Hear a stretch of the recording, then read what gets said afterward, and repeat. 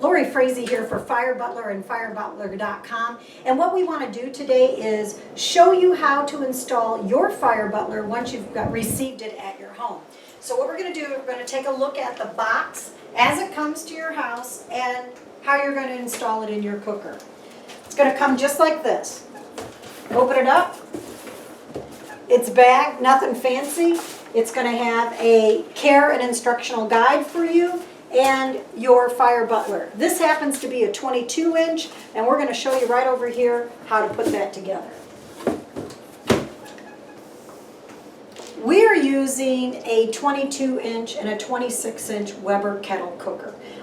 One of the most popular cookers across the U.S. and very popular on the Fire Butler World Headquarters back patio also. So what we're going to do is just lift the lid, and we're going to give a little shout out to unknownbarbecue.com that produces a stainless steel hinge that can be used when you don't know what to do with your kettle cooker top.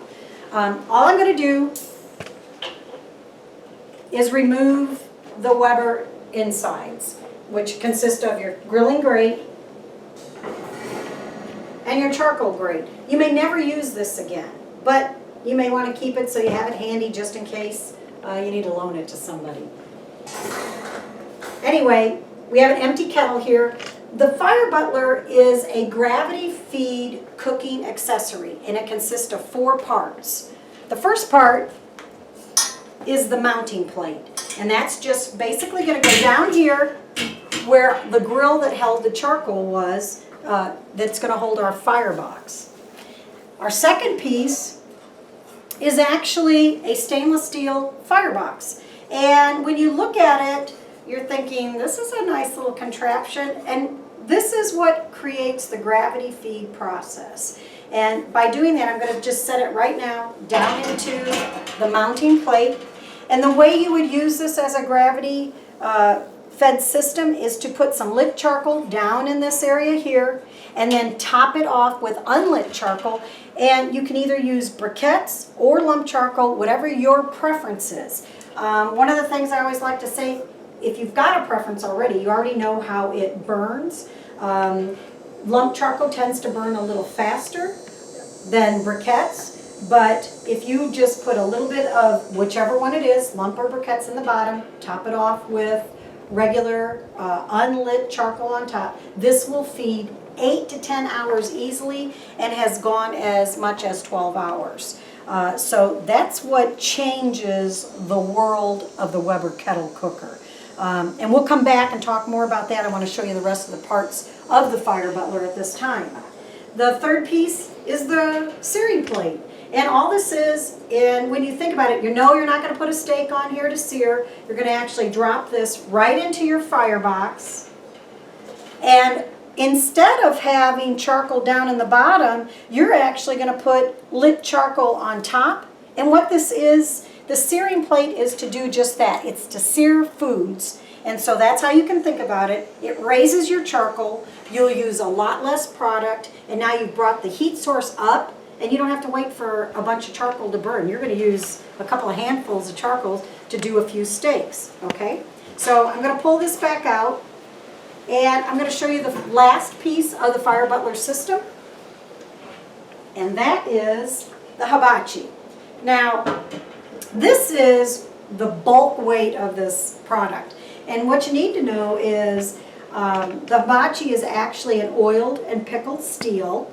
It is very similar, if not exact, what a lot of Japanese steakhouses have. And you're going to treat this much like you would a flat top in a restaurant or your grandmother's cast iron skillet that everybody knows and loves. And so it needs to be cared for.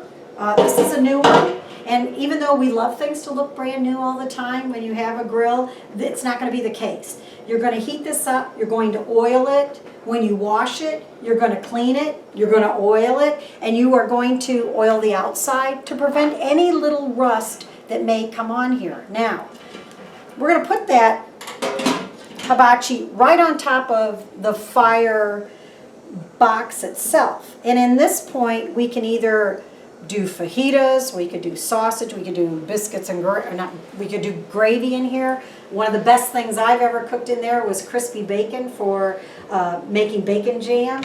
You can do tons of things quickly in here. Now, it also acts as a heat disbursement plate. And right now, if we were to put the grill grate on top of this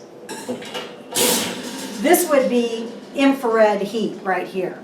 And it would be displaced pretty evenly throughout the cooker. Very high heat. But we're not going to do that. What I'm going to show you is, we're going to take this one out, and just to make things simpler, we have another one prepared for this.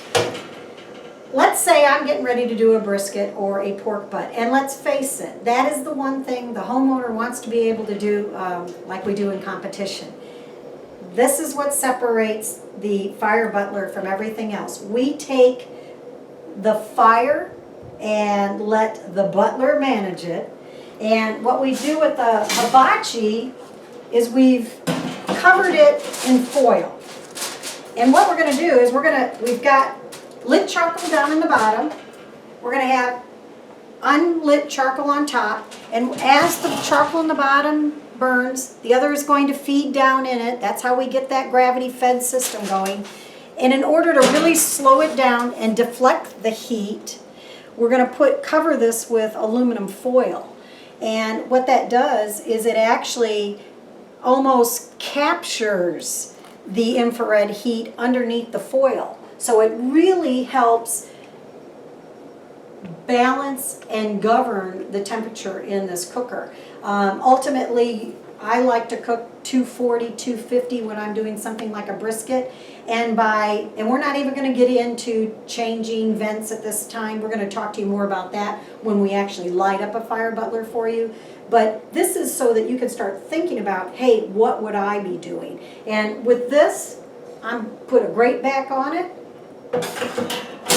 I am ready to put a brisket or a pork butt on there and cook 8 to 10 hours with no problem.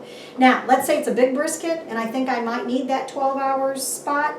I may actually go in here, of course, with hot pads, because I would be, this would be extremely hot at this point, but I would lift this up and maybe jiggle using a poker of some sort to stoke my fire, just in case I might need to drop some ash through here and add just a small amount of charcoal. And then I would replace this back, put my grate back on and my brisket back on. To me, this is the single most thing that changes the operation of the kettle. So that's the 22, and let's just quickly look at the 26. To me, I don't know where the 26 has been all my life, but quite frankly, most stores don't carry them. They tend to be a special order. Surface area is, it's only 4-inch difference all the way around, but it is almost double. So what you're going to do to install your Fire Butler is, again, remove the grill at the top. I'm going to remove the charcoal grill in here. And you can look down here once again. These are used grills because, hey, if you got it, you're using it. I'm going to take my mounting plate, drop it right where the charcoal grill was. Again, going in with the fire box. Now, the nice thing is, this is a little bit deeper than the other one. Again, doing the same thing, lit charcoal here, unlit charcoal even here. We're going to get more time out of the 26. And then I'm going to if I'm going to use it as the gravity feed system, I'm going to put the hibachi on here. Perhaps I'm going to change my plan and do some grilled seared tuna. Perfect spot to do grilled seared tuna on there. Or if I want to just do a couple of steaks, pull the hibachi out, put my searing plate in, lit charcoal on top, once again raising that charcoal closer to. Going to put my grill on. And one of the other things we love at Fire Butler are grill grates. I'm gonna put my grill grates right over there, and if you want cross hatches like no other, right over the Fire Butler system, and now we have just one more way to use the product. We are in the works of putting together a stove, and the stove will actually attach to the firebox, which is very exciting for anybody that camps, does tailgating, or is a chili competitor, and you need to put a pot on this. We actually have it in the works. You'll be looking for that real soon on our website as an accessory to the Fire Butler. The other thing we're working on, and I'm just going to close my hinge again here from Team Unknown Barbecue, is the Akorn, a very inexpensive, not really a ceramic cooker, but an imitated ceramic cooker. But if you put a Fire Butler into an Akorn, you can turn it into the highest grade kettle cooker or ceramic cooker that there is with a fraction of the cost. So be looking for that, especially if you've got an Akorn sitting on your back porch and you're going, oh, I wish it would cook longer, I wish it did this. A Fire Butler can help you do that. We at Fire Butler and firebutler.com we care about your concerns and your questions. If you have a question or a concern, go to our website, firebutler.com, put in some information or a question that you might have, or go ahead and email Troy direct, the owner of the company, at troy@firebutler.com, and we'll get back to you as quick as we can. Join us on our next few videos, and we hope to see you out grilling soon.